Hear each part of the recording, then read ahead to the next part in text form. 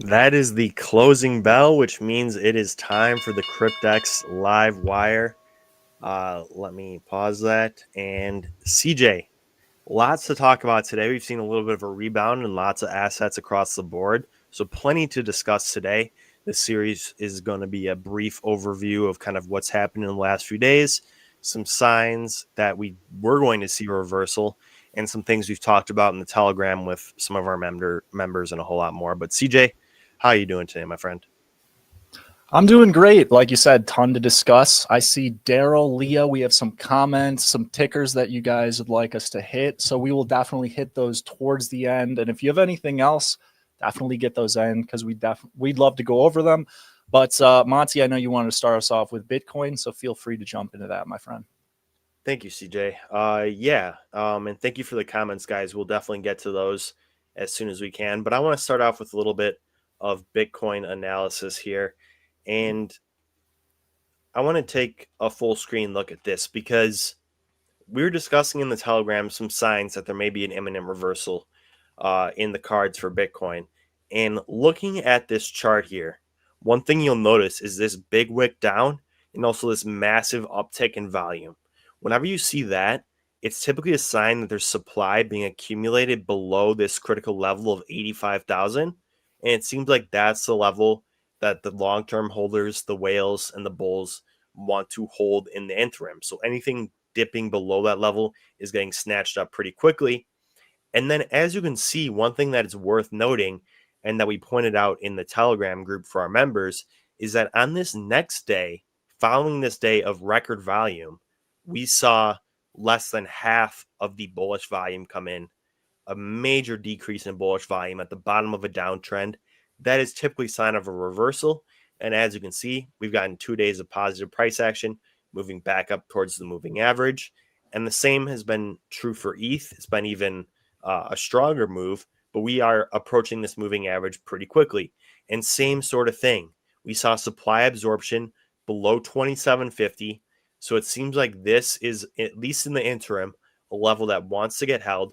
We could see something like this where we see a move back up to the moving average and get rejected. That being said, this is a strong move, a nice bullish engulfing candle headed up towards the moving average. If we get a break above this moving average, I think we could have some long opportunities at play here. But that's all contingent on the greater equity markets. And I know, CJ, you want to shed some light on kind of more of the macro perspective, but that's kind of what I'm seeing for Bitcoin right now. We're seeing some supply absorption come in, diminishing bullish volume or bearish volume. Those were signs we pointed out in the Telegram and signs that there was a reversal imminent. So if you caught that move, very well done. It's a small move, but with 3x leverage, that's a pretty substantial trade. So there are opportunities out there, despite the fact that we've been getting beat up pretty bad. The reversal opportunities showed themselves, and they proved to hold up. So those signs of supply accumulation below 85,000 and also the diminishing bullish volume or bearish volume followed by increasing bullish volume. Those are all signs that we might see a break above that moving average. And if we do, I think we could see some room to run. But CJ, like I said, that's all contingent on kind of the macro market performing better, the S&P and things like the DXY cooperating with Bitcoin here. And I'd love to get your thoughts on what else is going on in this market. Yeah, in terms of Bitcoin from a historical context, a lot of times what we've seen after the death cross, which is what we had last week, is actually some mean reversion and positive price action into the 200-day moving average, which would probably be around, I haven't checked it recently, but it's probably around 98,000 to 105,000 in that realm. So, typically we pump into the 200-day moving average after death crosses. So it wouldn't be totally out of the realm of possibility to see a rally up to those levels. But I think that's going to be the key level, is getting above that 200-day, because really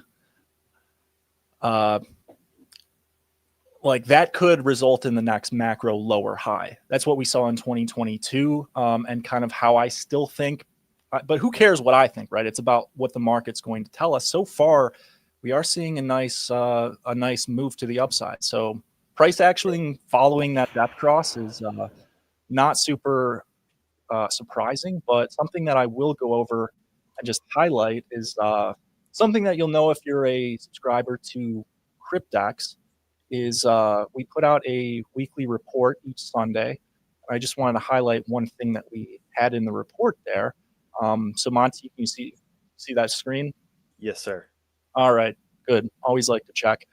So this is what our weekly report looks like. You know, we go through a lot of different assets and kind of bring it all together at the end. But one thing that we highlighted yesterday in particular around 87,000 was that all of those things Monty talked about, whether it's the signs of accumulation, the really all of the points on the 7 point trading checklist were getting hit. And, you know, Bitcoin was fulfilling the criteria for a long position based on that 7 point trading checklist. So I really couldn't agree with you more there. And now with that out of the way, let me get back to my macro window, which has to do with the cues. We seeing this all right? Yes, sir. All right, thank you. So nice bullish engulfing candle today. I do want to talk about and recap last week's price action a little bit because I think things were interesting.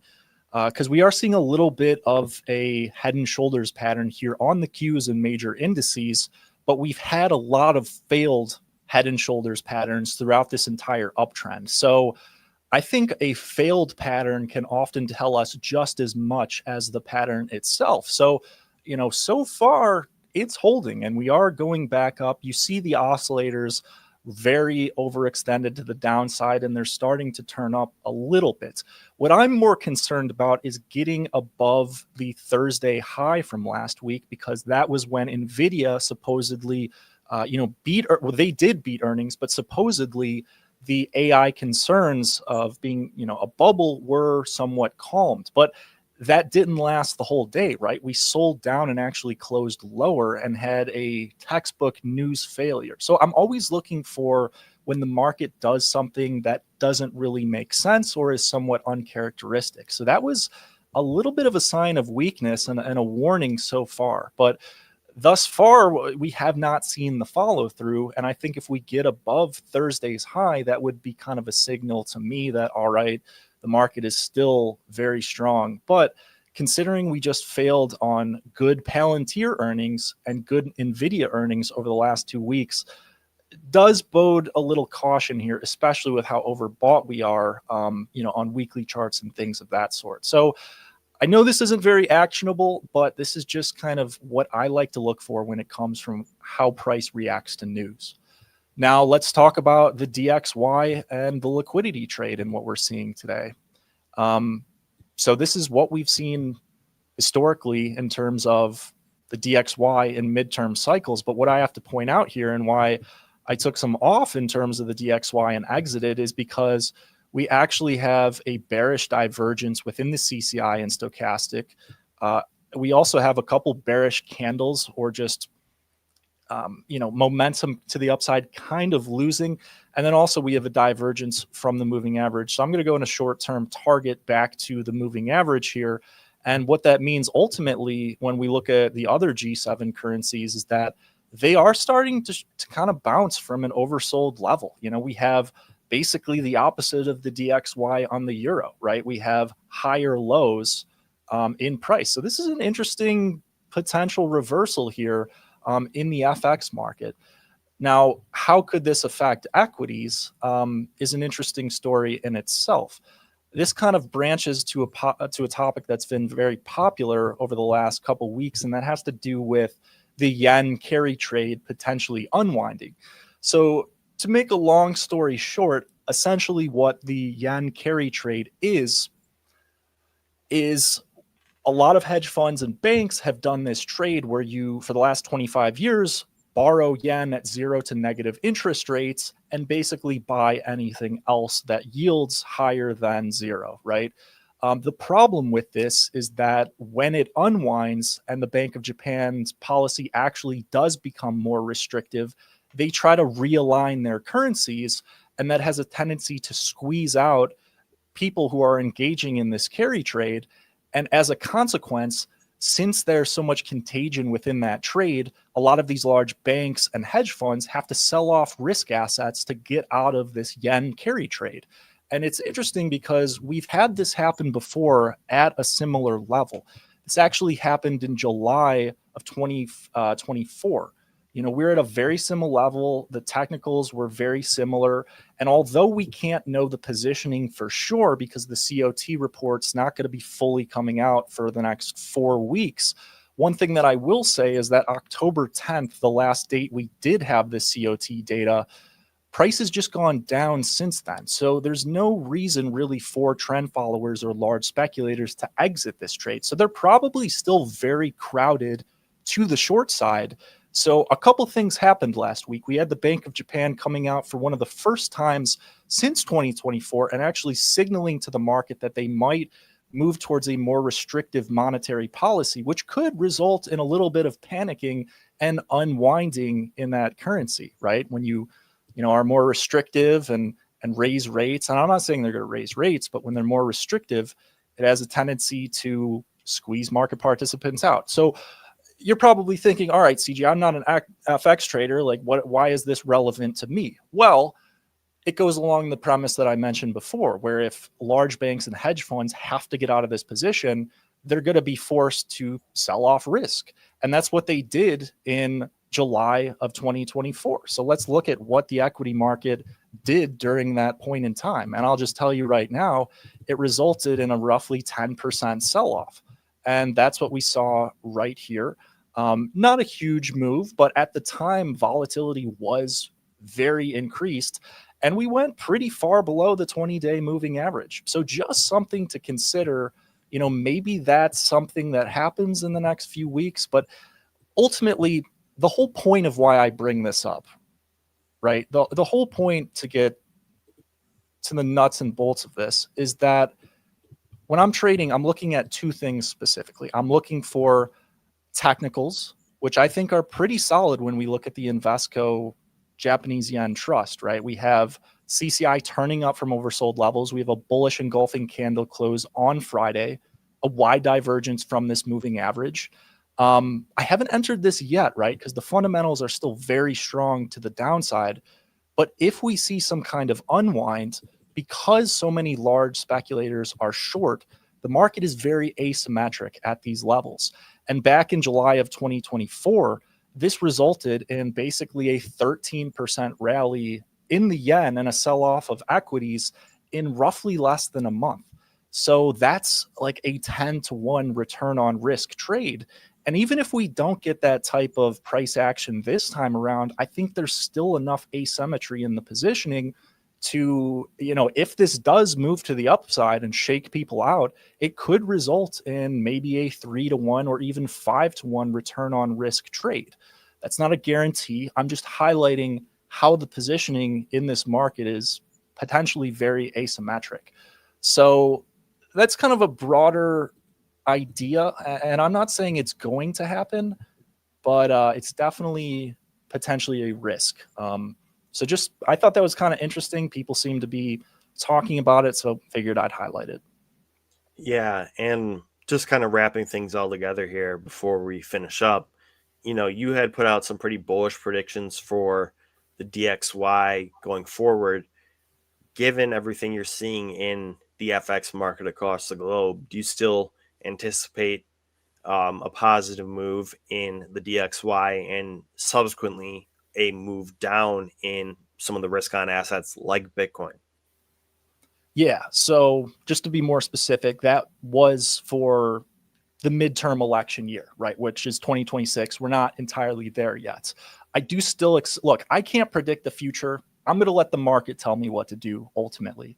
But if we're going to extrapolate a forecast based on similar economic conditions and similar technical formations, then I am still bullish for the DXY in the midterm election year. But in the short term, looks like it's going to probably pull back a little bit, just based on technicals. Yeah, and we have a question from Michael Bennett. He asked last week, you still spoke about 65K, 75K Bitcoin. Do you still feel that's a possibility? Thank you. You want me to take that one or? Yeah, go ahead. Yeah, I do still feel that, but that's for the midterm election year, more of a longer term perspective. One way I would phrase it is like, and some other popular analysts have phrased it is like Bitcoin has a date with destiny, and destiny is the 200-week moving average. Right now, I think we're either starting a dead cat bounce to the 200 moving average into the next macro lower high, which then takes us down to 65,000. I think that's the most probable scenario. Um, but I could be wrong. Maybe we just continue the bull market and that was the low. But ultimately, I haven't accumulated or taken big investment positions in Bitcoin. I I still think 2026. I'm planning to preserve capital during that year and not take a ton of risk. Yeah, I'm right there with you. I think that 75K is still very much on the table if we see the DXY make this sort of moves like you're predicting. But I think that just looking at Bitcoin and the price action we've seen in the last few weeks, there is some positive signs. That doesn't mean it's out of the downtrend just yet. And even if it moves up to the moving average, gets rejected, heads back down, we could see some pretty heavy sell pressure below 85K because right now that seems to be the wall that's holding. So anything below 85K, I would start to get a little nervous that we could see a quick move down. But Michael, I do think that 75K is still very much on the table in the near future.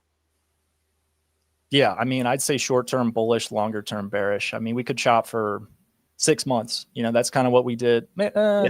Like 4 months. I would look at the fractal from like December 21 to February 22. I think we're in a very similar spot, and the technicals do suggest that as well. Yeah. Uh, Anything else you'd like to mention? Otherwise, we'd love to get to you guys' questions. I see we have one on Intel, but anything else, Monty, in the short term? No, we can hit the questions. All right, I'll bring up the chart of Intel then.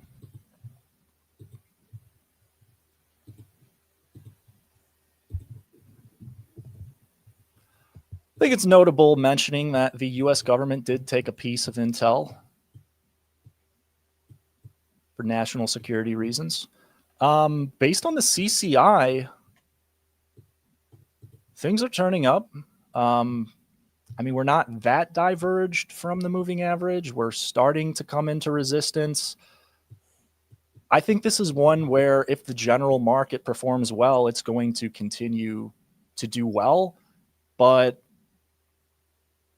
I don't know. I don't necessarily I wouldn't be entering it today, but I mean, I'm kind of neutral on this one. Like it was set up for a bullish long trade maybe on Friday when it closed green and created that bullish harami. Now we're seeing some of that follow through, but Yeah, a bit of a head and shoulders there. Um, neutral. I'd call it neutral. yeah, it looks like we could see some sideways price action there. Um, we have another question here from Wade. He says, "Do you think ETH will trade similarly to Bitcoin?" Yes, I think you will see higher beta moves. That's typically what you see when ETH moves alongside Bitcoin. You'll see just slightly more exaggerated price action than what you're seeing from Bitcoin. We're seeing it today with ETH up almost 6% and making its way back towards that moving average. But I do think that the two assets will move very much in tandem in this next market cycle here. Yeah, it's actually pretty good, pretty promising from the bullish perspective to see ETH actually catching more of a bid than Bitcoin here. Also, when you look at assets like Cypher, Iron, they're leading the charge here, which have been historically the most beta. So you want to see beta lead during a healthy bull market, and based on today's price action, that is what we've seen. So doesn't mean it has to happen tomorrow, but as of today, things are trading pretty strongly. So. Yeah. All right. Well, I think that will just about do it for us for today. Thank you all very much for tuning in. And if you want more insights like this and actionable insights, definitely check out stickytrades.com/CryptX. We have a Telegram group that's growing every day. We share insights in there. We also publish actionable trade insights, and CJ puts out a weekly report. That's definitely worth reading and will give you some good framework for kind of trading the week. So definitely worth checking out. If you haven't yet, you can do a 15-day free trial. And like I said, you can check that out at stickytrades.com/cryptex. But CJ, any parting words before we wrap things up? I just hear we have one last minute question on HUT 8. Let me just take a look at the chart real quick. Okay. I also want to mention in terms of the weekly report, I do put my positions in there. And I'm not like in and out day trading. So I try to make it like I am a position trader. So I do try to make it not that you should copy trade me or follow along, but I think it's more of a slower process that you can follow. Yeah, HUT looks good. I think you could say the same thing about HUT 8 as what I just said for Iron and Cypher. It's beta that is leading to the upside, and it's still below the 20-day. So if I was long from, say, Friday's close, no reason to get out of the trade yet. So we're just going to have to see whether or not the NASDAQ and Qs can get above that 20-day moving average. If they can, then things look pretty good. But, I'm trying not to let the longer-term macro view impact the shorter term technical setups because they kind of appear to be the opposite right now. So yeah. And in our member webinars, we go in depth in some of the options strategies around these miners and crypto related equities. So if you're looking for some insights into how to trade options around some of these vehicles, that's something we go into in depth in our member webinars that you can try for free for 15 days. The Telegram, you should be able to access it from the Sticky Trades website, I believe. Yeah, once you sign up for that 2-week free trial, then there's you will get instructions in your beginner onboarding email to join the Telegram, where to find your weekly reports, trade insights, all the value that you'll get out of the service. We'll clear straight instructions for you. So yeah. With that being said, thank you guys so much, and we'll see you on tomorrow's webinar. Thank you. Take care.